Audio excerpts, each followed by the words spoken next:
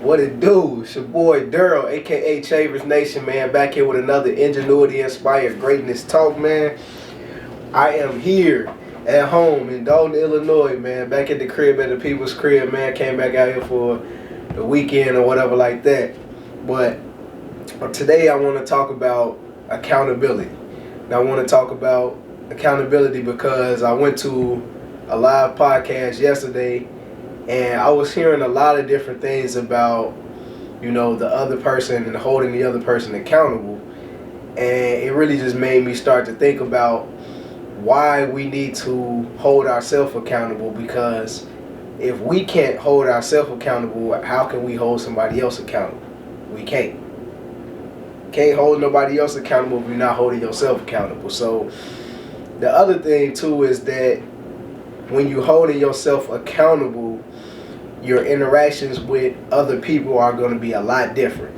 And what I mean by that is when you start to take accountability of your life and for your life and what you're doing, you're not going to be able to hang out with the same people. You're not going to be able to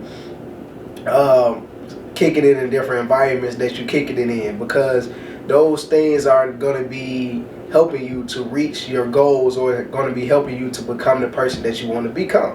Those things, it may be some things that when you're doing those things, you're not holding yourself accountable, or you realize once you start holding yourself accountable that those things don't align with who you need to become and who you are. And so when you start to do that, you may have different friend groups, different associates, different people that when you start to pull back and you start to take control of your life and you start to take that accountability, and that those people don't necessarily realize that you're doing it to make yourself better, but you're not doing it to put them in a position to where you're taking away from their friendship, or you're taking away from the associateship, or you're taking away from any relationship that you may have with them. You're just trying to build the relationship that you have with yourself and making yourself more accountable, and to make the things in order that you need or that you want to have happen. For example, I got friends that I don't talk to every day. I got friends that I like every time we see each other, it's like we haven't missed a beat.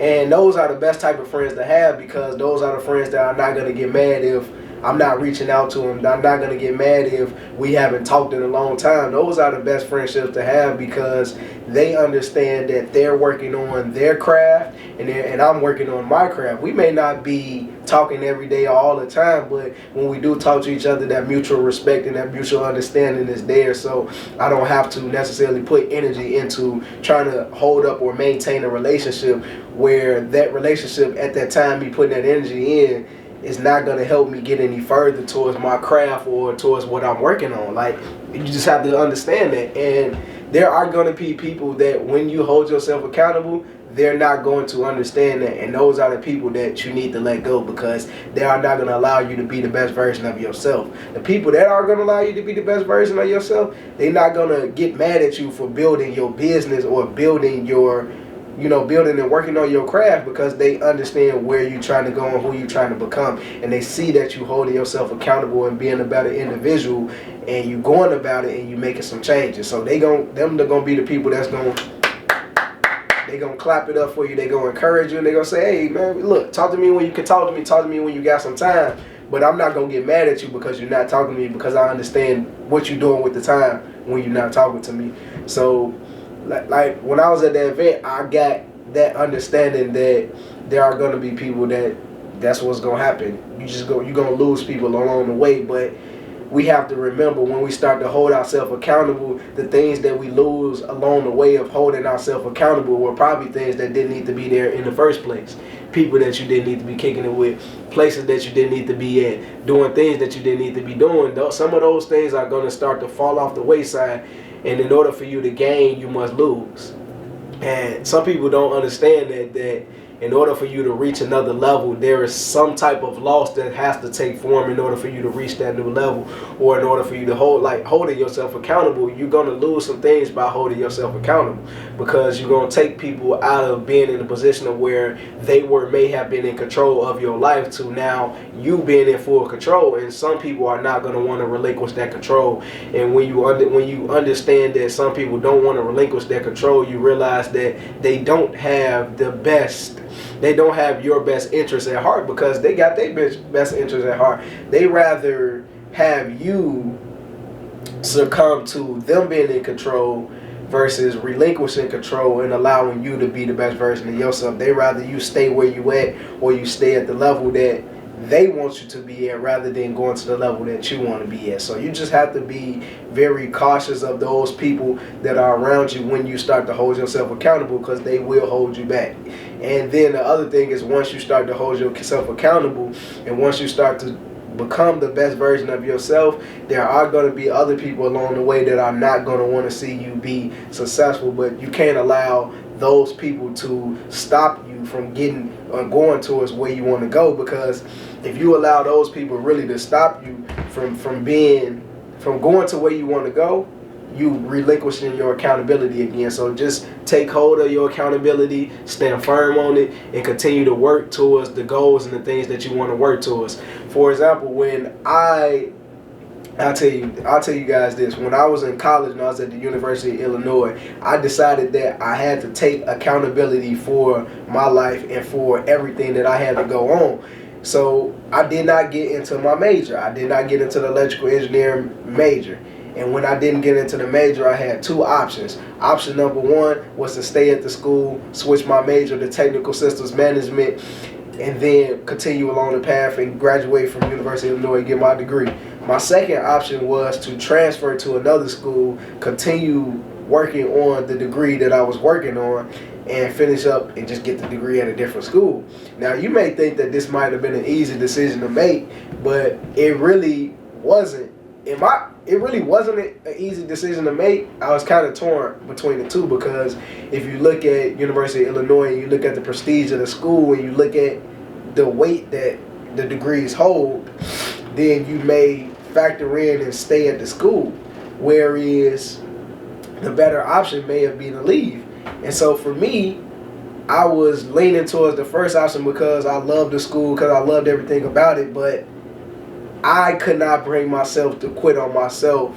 So I had to take accountability and understand that I didn't do what I needed to do while I was there. So I had to go somewhere else to do it and start over.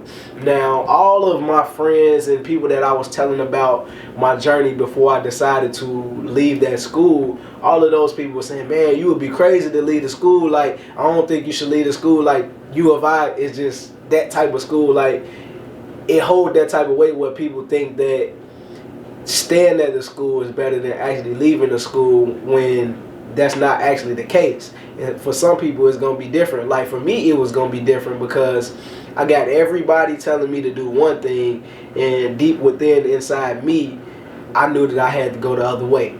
And so that's why I went ahead on and transferred down to Northern Illinois University, where I finished up and got my degree down there.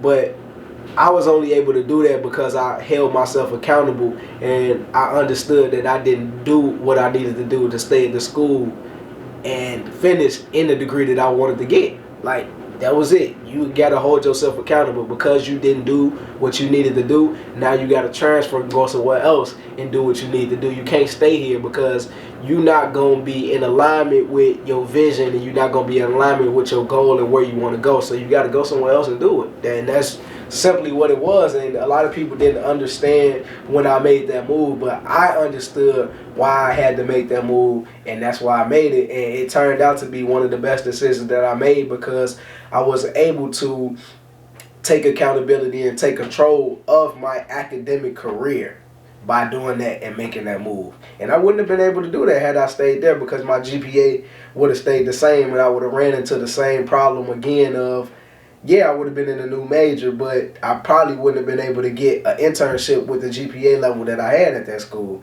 And I went to the other school, started over, and I was able to get an internship that ended up landing me the job that I have today. So without making that move, who knows what would have happened. And I'm not saying that positive wouldn't have happened, but I had to take accountability and take control of my life by leaving the school in order to do that. So you guys I just wanted to talk about accountability, and I just gave you guys a few examples. So you got to learn how to take control of your life and learn how to be more accountable, man, because until you do that, everybody else will always be in control of your life.